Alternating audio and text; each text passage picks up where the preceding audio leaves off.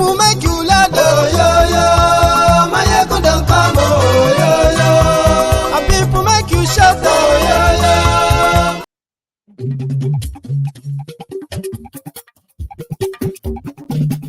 Hello there.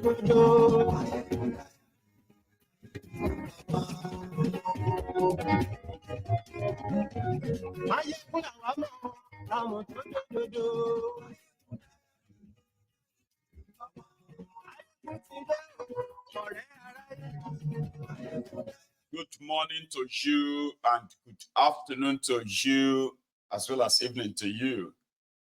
Wherever you are joining us tonight, please, this is brunch time with Mayegun. Share this. Or maybe read the caption first, the description as well, then share it. Invite your friends, invite your not so friendly friends, and tell them if they can see it now that Mayegun today. So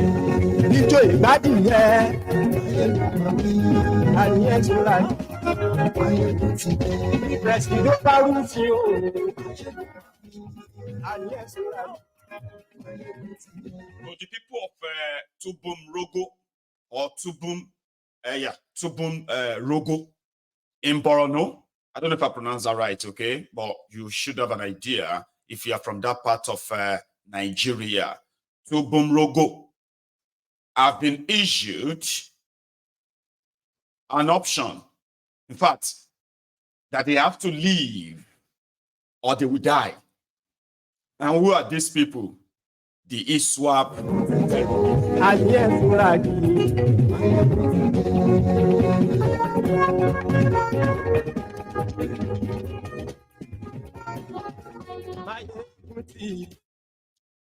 Today. So thank you so much for joining me. Normally, we were supposed to be continue reading our history book, How America Infiltrated the Independence of Africa and got it rigged, as well as the continuation of their Cold War in Africa after the Second World War. I'm sorry, we have to put that down for a moment, okay? So the brunch time with Mayegun, it's a time where you can call in any time to contribute, or you know what I mean? But again, that option is still pretty much open. But let me give you some updates. And they are like the snippets into what is still to come later tonight. While we were all busy celebrating the remembrance of the millions of people slaughtered by Nigeria, I'm talking about the millions of Igbos, there were so many other things going on. And I actually want to call your attention to few things, because again, the most unsuccessful government propaganda and campaign since APC Egbekegbe came to power in Nigeria is the government-sponsored propaganda against the IPOB. It has been one of the most unsuccessful efforts in trying to, curry local and international favor to help justify the planned genocide, the second genocide against the Igbo by Bokuwari, evidently. Because, yeah, to some extent, their propaganda really works on the non-Igbos in Nigeria, and even the Igbos alike. But if you have an idea of how much money Nigeria invested and is investing in trying to convince the world that IPOB, a separatist group demanding for referendum from Nigeria, if you know the amount of effort Nigeria is putting to convince the world that IPOB's advocacy is illegitimate and to convince the world that they are terrorists. And they have been playing the card very well with their media in Nigeria. Unsuccessfully, they have not been able to convince the world, because except for those who are the descendants of, the bigots, old bigots that's actually, activated the war, a needless war, so to say. So many of them who are still kind of fighting that Biafran war in their head till tomorrow. Some of them took it from their parents, and some of them are still alive. Except for those, a lot of people can see through the entire state-sponsored terrorism in eastern part of Nigeria and how it all started and all the available evidence. I'll give you some today. You can do whatever you like with it. And that is what will make us talk about the killings in Aba yesterday, and why you should never join them in believing that IPOB organized and decided to just go and shoot and kill soldiers. They've been doing it all this while, right? To try to convince you. If they don't call them unknown gunmen, to make the story a little bit relevant, they will say the IPOB or suspected IPOB, or everyone they catch, everyone they, for any crime in eastern part of Nigeria, IPOB. But guess what? Eastern Nigeria is the most militarized region in the entire Nigeria. Yeah, don't act surprised. Since the time of Bokwari, when the Fulani terrorist incursion was taking stage in Nigeria, the Nigerian army, the Nigerian Navy, the DSS, and the rest of them, they are mounting roadblocks in eastern Nigeria. The Nigerian government that continue to kill people, right, or just give a dog a bad name just so that you can hang it. They were shocked when the government of this country, United Kingdom, as biased as we can say evidently they are, but in this case, they could not look away from the atrocities of Nigerian government against the Igbos in Nigeria. That the government of this country actually had to open up a special visa program for Igbos, persecuted Igbos in Nigeria. If you are an IPOB member, or you have been persecuted or associated with IPOB, you could actually leave Nigeria and live in the UK on the bill of the UK government. I don't know if some of you remember that. This enraged Bokwari so much. It enraged this murderous terrorist in Nigeria so much that they decided, they said, the UK government, it was the one sponsoring the IPOB. I don't know if you remember that. Yeah, that happened. And they asked the UK government to stop the visa process. They must stop it. Then what happened? The UK government said, you will need to give us the evidence that IPOB is indeed a terrorist organization. And that was when the whole terrorism now started in eastern Nigeria with their unknown gunmen. And I'm asking you this. Until they kidnapped Nnamdi Kanu from Kenya, and then returned him to Nigeria. Have you ever heard or have on record any evidence of acts or any acts of any of IPOB members in eastern Nigeria ever? The answer is no. And to answer your question, Mofo, that is asking me, am I justifying the killing? People like you are those who are giving the criminals in Nigeria the audacity and confidence to continue to perpetuate criminality so as to justify the agenda of, oh, IPOB is a terrorist organization. Every now and then, they will come out and tell you, we are not involved. We are not, we have no hands in what is this. We are not this, we are not that. But yet, the Nigerian media will kind of still report it as IPOB this or that.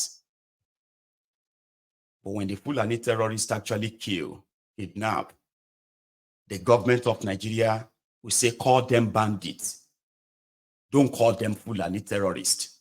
Even when they come out and say, yes, we did it, we need ransom, they'll say, no.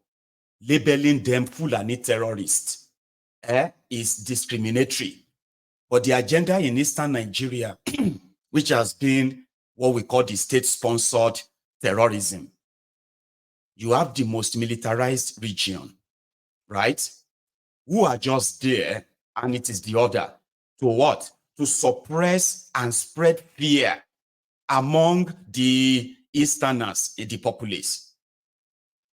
Whenever these unknown gunmen are operating, the most militarized region where you can actually, where you have roadblock, military roadblock, police roadblock every 100 meters. There was never a time that we heard of engagement between these military men in Eastern Nigeria and these unknown gunmen. We have seen them use their, and I've actually done so many series on this many times, where we have those harmed by the criminal politicians in Eastern Nigeria, right? Make them perpetuate all these criminalities unchallenged by the supposed police and the military in Eastern Nigeria. Just because the reports they want to really give out, which will then justify what is to follow. And that is exactly what is happening in Abia State. So let me kind of start from there. Yesterday, there were some miscreants, as usual, on social media, threatening people that they must sit at home, they must this or that, and the rest, right? Then the real IPOB came out and said, normally, nobody is ever forced to sit at home when it comes to the May 30th. Nobody has ever been forced, no threat, no nothing, until after they kidnapped Nnamdi Kanu, and suddenly, the entire crisis escalated. The same criminal politicians that harmed their or supposed their thugs, they were easy to deploy them for the same agenda. Is it not that same in that same Nigeria where you are protesting against governments and military men were wearing agbada, joining the same protest to destroy and vandalize things so as for the military to attack you and shoot you? Is that not in that same Nigeria where people are legitimately asking for an end to the police brutality, and they shipped in their thugs, disrupted that so that they can pave way for their policemen and military to shoot at you? Because what? Because there are thugs among you, or there are criminals have hijacked it.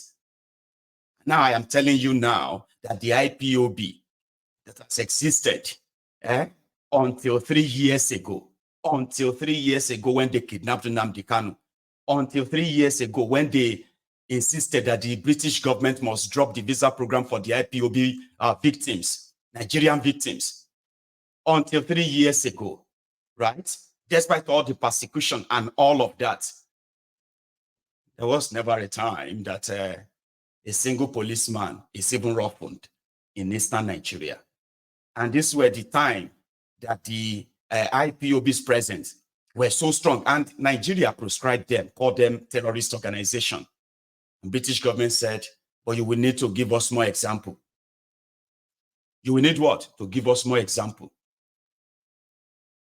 You will need to give us evidence, rather. And their evidence is now being manufactured. I don't know which one that Olori Bruku among you is calling, that Olori Bruku is calling a big lie. I have no idea. But we witnessed the answers, didn't you? Anyway, they have managed to convince some who have always been kind of easy, mumuns, to believe that the Eastern Nigeria, especially Imo State, that is so militarized the moment they forced a Supreme Court governor on them. And from that moment, the gate of hell was opened.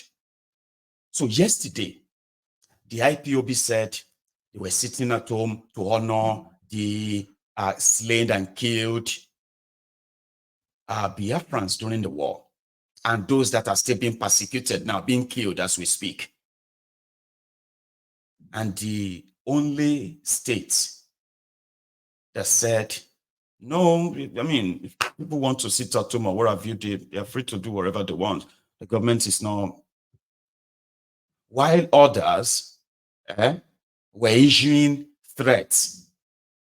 I mean, I'm talking about them and the miscreants on social media issuing threats. They'll burn you well, stay at home. If you don't sit, if this or that. Abia State said, the people are free to exercise their rights on that day if they wanted to, I mean, to commemorate the 54th year of the end of the genocide at the time. In Abia State, where some are currently saying seems to be a bit of a beacon of hope or a light among the horde of rogues occupying the governor's office or the government houses of the Eastern Nigeria, Alex Otti. Now, here is where I want you to please pay attention, because pieces of information that some of you might ignore, and you have actually followed the whatever narrative they want you to follow. The state that has no anything in place that for any reason sort of postured or postulated any kind of a trouble. People were going about their normal businesses. Children were sitting for examination. And yesterday, there was no exemption. The children were in school. Those who were going for their examinations, they were not harassed, right? Then some guys in a minibus or minivan, they drove and approached some soldiers who are stationed. It's like they are like immobile, stationed as usual, maybe in one of their roadblocks at a junction called Abia Kwa junction, right? So a junction where they mounted their usual roadblock, pretty much like a target execution style. These guys drove down, came out of their car and opened fire on these soldiers, and they killed them, which is a barbaric, criminal, and terrorist act, and should be condemned by everyone who still has humanity in them. It must never be justified.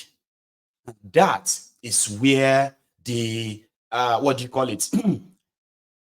Supposed working or a working system can easily begin to investigate and then find those killers. But that is not the agenda. The agenda is to say, oh, nobody has any evidence right now. Here you get, but their media has reported that IPOB, some of them says unknown gunmen killed 3 soldiers in Abia because of sit at home. So they have to link it together.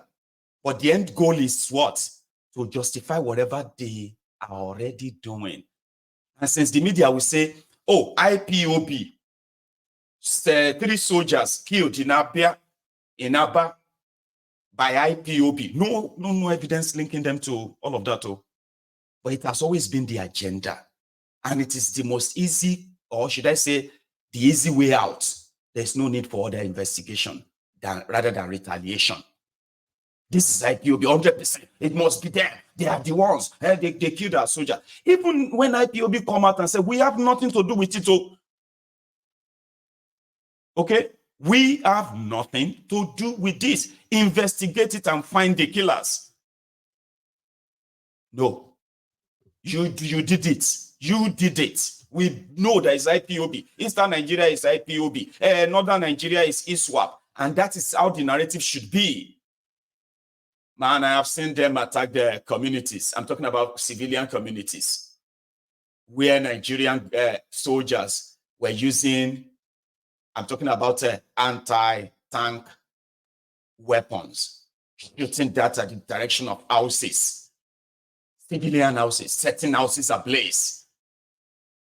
Because, according to them, IPOB attacked policemen in some places yesterday. And that is it. We have to come here and deal with everybody here. And that has been the agenda since 2021. We need to convince these people that killing the innocent people in eastern Nigeria is worth it, because some people have guns and they are attacking our soldiers. Baba, you remember when the Owerri prison break happened? And the police IG, within 4 hours, came out and said it was done by IPOB. IPOB was the one who broke the prison for 5 hours. 5 hours, the prison break was happening. And it's just about 10 minutes walk, not drive, walk from the governor's house, governor's office. So they let it happen. And 4 hours later, 8 a.m., police IG in Abuja came out and said it was IPOB that broke into prison. Said, for what? By 2 p.m., the governor, Oplesus Odigba, came out and said IPOB couldn't have done that, except if they have help from outside. So they play it, yeah. I mean, 2 days after, Bukwari removed the police IG. But the media already spread it. IPOB broke prison. Things that don't make any sense. And with that, we need more soldiers. We need them to come here. And it's easier. For those of you who are not smart enough, right? It is this. This is how the criminal Igbo politicians believe they can keep their people controlled, especially when it comes to politics, political power. Let's say we are just fighting these boys. Which boys? IPOB that is not fighting you.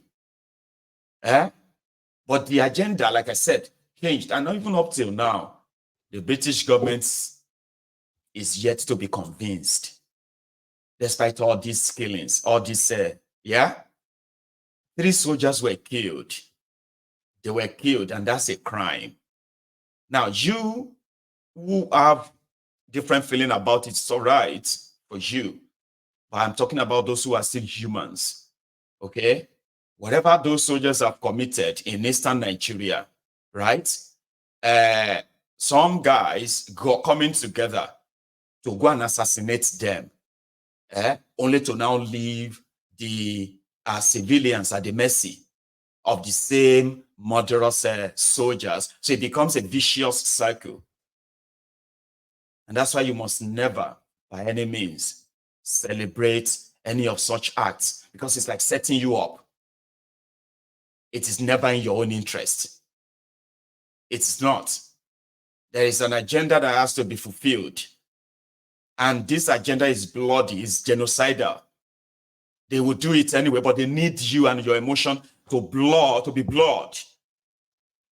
So that they can have you say, hey, but when they kill soldier, at least I did not saying it already.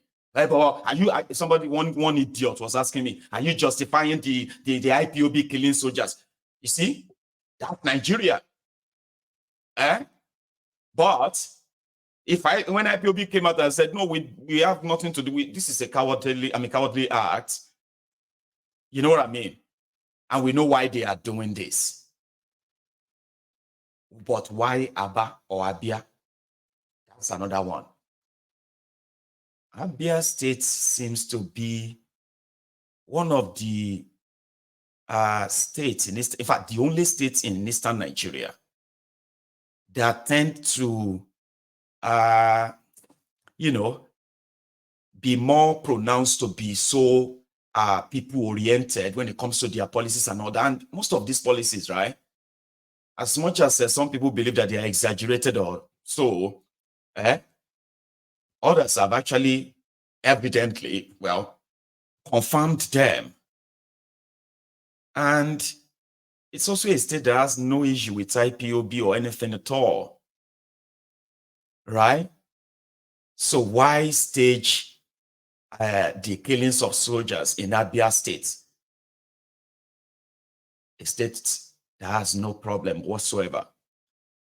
Now, let me show you something.